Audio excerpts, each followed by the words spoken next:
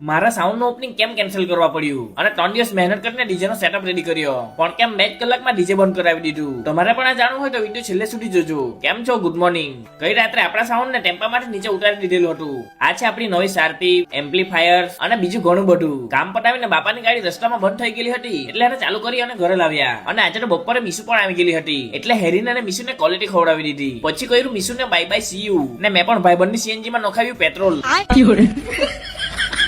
ને નીકળી ગયો બિટ્ટુને મૂકવા માટે અનાવલ માં જઈને સૌથી પહેલા તો પાણીપુરી ખાઈ લીધી. कैसे कैसे लोग हैं ये सब क्या देखना पड़ रहा है, अच्छा है मैं अंधा हूँ.